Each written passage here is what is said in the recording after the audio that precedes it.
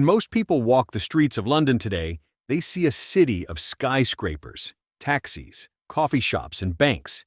It feels modern, global, and ever-changing. But if you look just beneath the surface, behind the centuries-old churches and through the names etched on livery halls and hidden alleyways, you'll find something surprising. Businesses and industries that began in the medieval era and are still quietly shaping the city today. In the shadow of modern glass towers, medieval trades not only survived, they evolved. They helped build London's wealth, culture, and reputation. From the cloth that clothed royalty, to the timber that built warships, from the fishmongers who regulated commerce, to the goldsmiths who helped invent banking. These were the pillars of medieval London. And in some form, they're still with us. Some operate behind new names. Others are hiding in plain sight. But all of them shaped the DNA of London's economy, and many still wield power today. In this video, we're exploring the most surprising medieval businesses and guilds that still influence London in the modern age. You'll discover how ancient trade associations helped write financial rules, how medieval butchers still shape city politics, and how one group of fish sellers created a legal power structure that still exists today. This is not just a story of old buildings. It's a story of institutions, of commerce, regulation, and tradition that refused to disappear and instead found new ways to influence the future. The Mercers were once simple but powerful cloth merchants. In medieval London, they traded in fine silks, velvets, and imported textiles that dressed the nobility and clergy. Their business revolved around elite clients, exclusive goods, and tight control over quality. But their influence grew rapidly. By the 14th century, the Mercers had become the wealthiest of London's guilds. They controlled trade routes, funded royal campaigns, and even helped finance exploration. Today, the worshipful company of Mercers still exists, and its influence is astonishing. While they no longer deal directly in cloth, they are one of London's wealthiest livery companies. They own vast property portfolios, operate elite schools, and fund charitable initiatives. More importantly, they sit at the heart of the City of London's financial elite, with Mercers often serving as Lord Mayors and advisors to royal commissions. A guild that once sold fabrics now helps shape London's financial policy. When you think of goldsmiths, you might imagine artisans shaping wedding rings or chalices.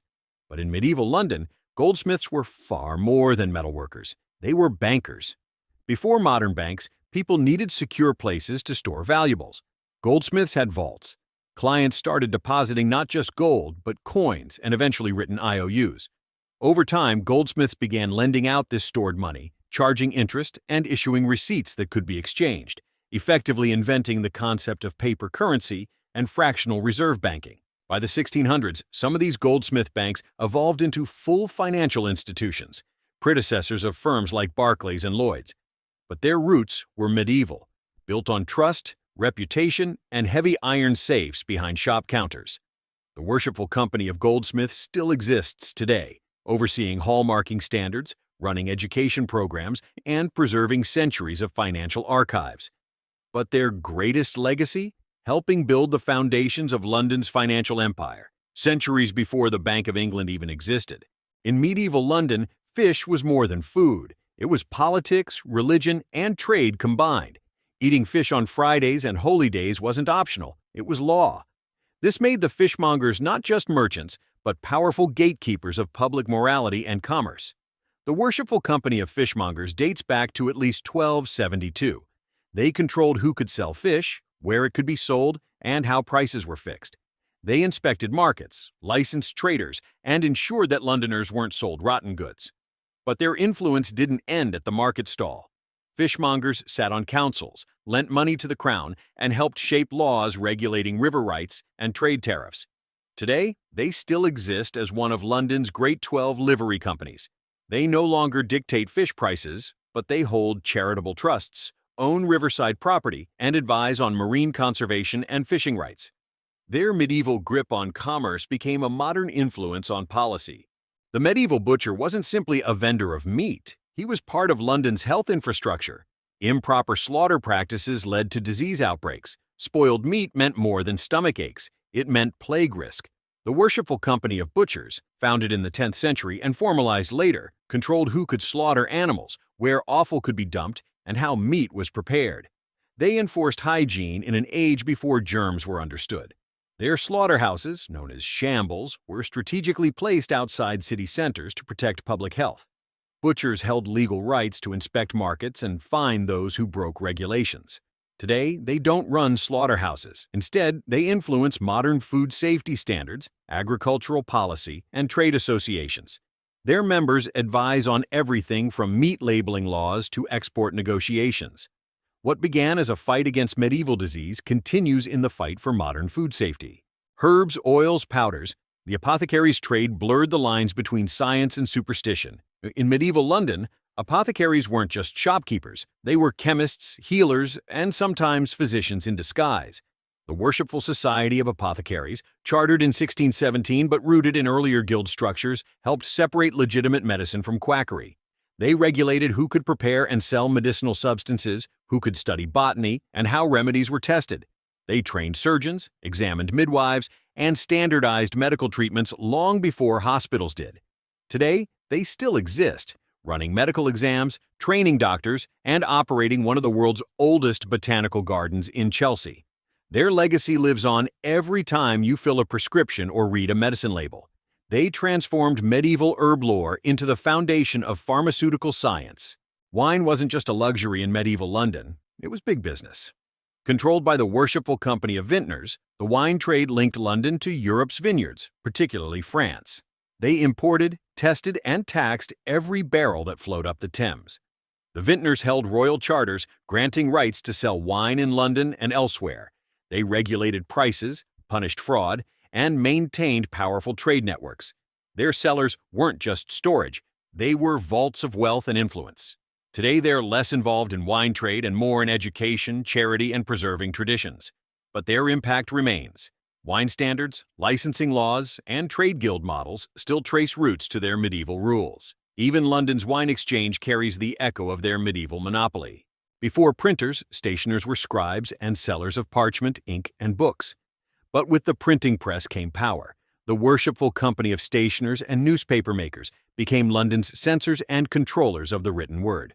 Formed in 1403 and granted a royal charter in 1557, they held the exclusive right to regulate publishing in London. No book, pamphlet, or sermon could be legally printed without their license. This wasn't just about trade, it was about controlling ideas, politics, and information. Today, they no longer police speech, but they remain deeply embedded in copyright law, publishing rights, and education. They administer ISBNs, host literary events, and fund scholarships for the next generation of writers and publishers. The rules they wrote shaped London's, and Britain's, information economy. Wool was once Britain's greatest export, and London was its heart. The Worshipful Company of Clothworkers oversaw not the weaving but the finishing, washing, fulling, dyeing, and refining textiles for sale across Europe. They enforced strict standards on quality and craft. Poorly made cloth wasn't just bad business, it tarnished London's reputation abroad. Their influence stretched from rural weavers to royal courts. Today, their work in cloth is mostly symbolic, but they remain a powerhouse in philanthropy, education, and urban development. They fund schools, restore heritage buildings, and run charitable trusts supporting trades and science. The wealth built on wool continues to shape the city through scholarships and civic projects. Haberdashers sold the small essentials: ribbons, buttons, needles, hats, tiny trades that added up to immense influence. In medieval London, they were central to the fashion economy and regulated standards for goods that touched every household. Their guild grew rich through detail and precision. Haberdashers maintained reputations through fairness, quality, and supply chains stretching beyond England. They played roles in civic government, charity, and education. Today, they sponsor elite schools, support the arts, and contribute to governance through livery traditions. Their motto, "Serving Our Age," reflects centuries of evolution from street stalls to boardrooms. Grocers weren't corner shopkeepers. In medieval London, they were international traders dealing in spices, sugar, and exotic goods worth fortunes. The Worshipful Company of Grocers monitored imports, guarded against fraud, and set standards that shaped diets and economies.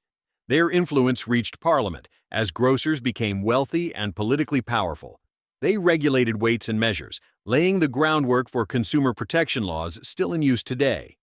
Now the grocers focus on charity, education, and supporting trade initiatives. Their livery hall hosts dignitaries and remains a hub of influence in finance and commerce. Their roots in medieval markets continue to shape modern economics. What surprises people most is this: London isn't built solely on modern finance or tech. Beneath its surface lies a medieval skeleton of trade, guilds, and networks that never truly disappeared. These companies adapted.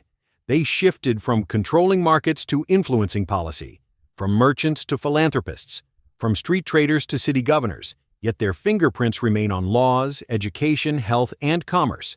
Medieval London built its wealth not just on trade, but on rules, reputation, and resilience. And those same forces continue to shape the city today, quietly, persistently, through names most Londoners pass by without a second glance.